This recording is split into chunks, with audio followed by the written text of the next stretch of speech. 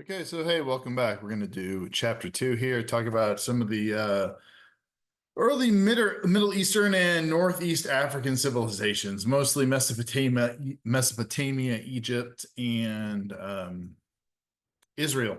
So let's roll through this. Normally, these are split up a little bit more in this these types of classes, but that video link doesn't work. That's why we're doing this one.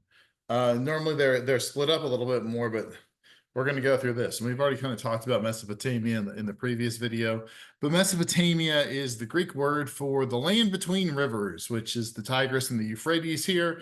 And it forms this fertile crescent that rolls through modern day Iraq, through Syria and Lebanon and Israel and into Egypt, right?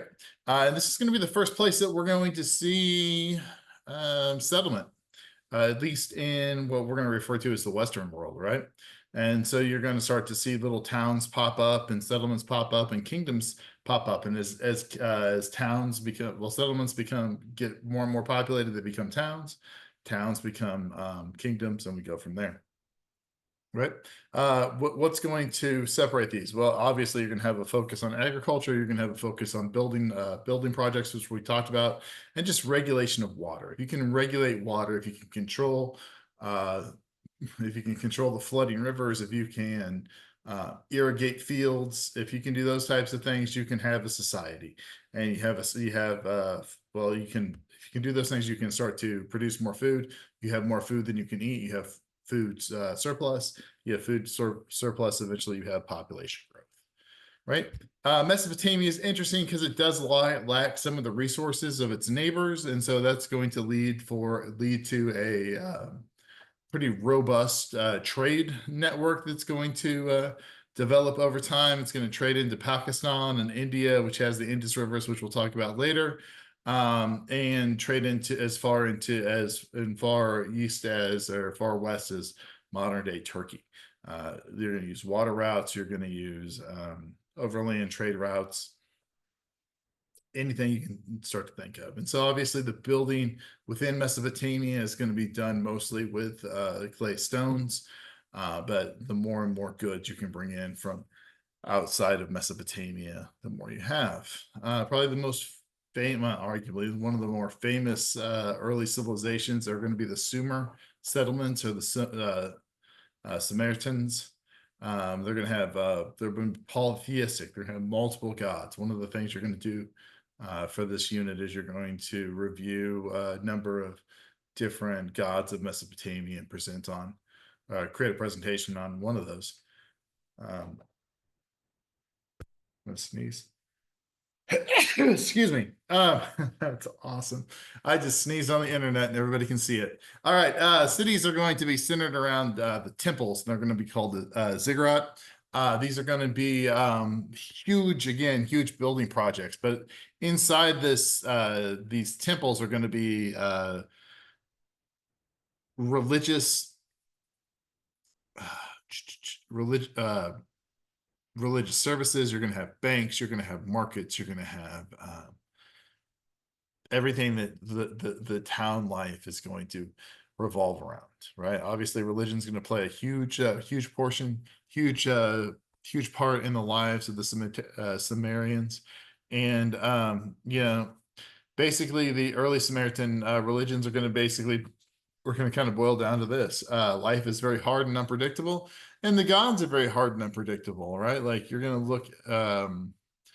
We're going to read about the Hebrew God, and he's going to the example we're going to use in our unit today, or our unit is going to be Jonah, who is punished for disobeying God, right? But then once Jonah does obey God, the Hebrew God, he is no longer punished. The Samaritan gods, Sumerians, their gods just don't like people, and so they're people are trying to please them, and so the gods will bring good weather, but really the gods are cruel, and they're just kind of jerks. Farming is going to make up a huge percentage of the population again early on in human civilization. We're trying to grow as much food as we possibly can. Slavery is going to be practiced in Sumer. There's going to be chattel slavery, which is I would assume it's what people think of when they think of slavery in the United States, in which or in modern, I don't know, in which the slave is owned as a piece of property. There's also debt slavery, and you would have POW slaveries as well. One of the interesting things that's going to come about this during this time frame is written language, and we're going to have one of the first written languages that we're aware of, and this is going to be cuneiform, which is just triangles in different shapes, pushed into clay tablets. And so the Sumer civilization is going to have a very rich history of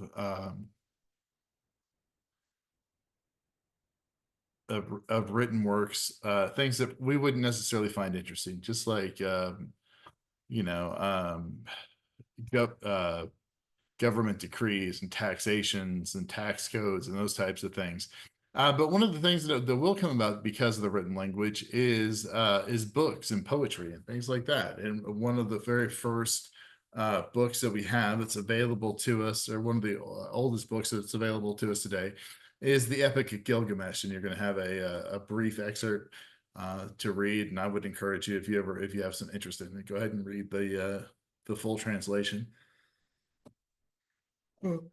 It's relatively easy to get your hands on, and Gilgamesh is interesting because you have these you have the King Gilgamesh that's just this big jerk, and he does whatever he wants, and he takes people's wives, and he beats people up, and he's cruel to his people, and then and then his people cry out to God, and they're like, hey, give me somebody to give us somebody to stand up to Gilgamesh. And so the gods create Ignik, who they send down with him, and then all of a sudden Gilgamesh runs into this guy, and they fight, and then they become best friends, and then they go terrorizing everybody else. But then the people are like, oh no, what are we going to do now, right? But then Gilgamesh's buddy dies, and Gilgamesh realizes that, hey, there's a possibility that he could die as well. And so he starts to look for this this pathway to immortality and tries to find a way not to die. He goes on these journeys. He runs into a Noah-like figure that had survived a global flood. And this flood story of Gilgamesh predates the Bible by, or at least the publication of it, by thousands of years. And so you get kind of this interesting overlook of overall of culture and what's going on, right? You can read here about property ownership and marriage. Divorce is actually permitted in this society, although women that are divorced would be looked down upon. Multiple wives was pretty frequent. The Akkadian Empire comes about 2000 BCE, and the Akkadians are interesting because the Akkadians are one of the first major empires of Mesopotamia. They go out and they conquer everybody. They conquer their neighbors, and they have annual, yearly expeditions in which they go and they try to conquer new lands, and they use those new lands for a base of taxation. So I have to plug my computer in here, and they use that money to build up their military.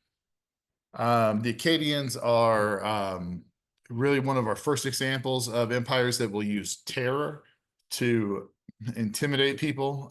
They would boil people alive if a kingdom or a town would resist their subjugation. It's not uncommon for them to take a neighboring king that wouldn't pay taxes or did something that the Akkadians didn't like, and bring him out in front of all of his people and skin him alive, keep him alive for multiple days as they torture and kill him. They do that. Babylonian Empire is gonna kick around during this time frame too. The first Babylonian Empire is not the one that we're familiar with Nebuchadnezzar in the Bible, but it's okay, great. I'm gonna sneeze again. But it's one of the things that we're going to get is the Code of Hammurabi from this, and it's this huge pillar that lists off all kinds of laws that were existed in the Babylonian Empire. And so we would see a separation of society of different people there, and you'd have building projects as well. The Assyrians are going to be they're going to kick around as well. They're going to use the same types of things. They're going to use fear and beheading and dismemberment of their of their enemies. I'm not happy with this. I'm going to stop it.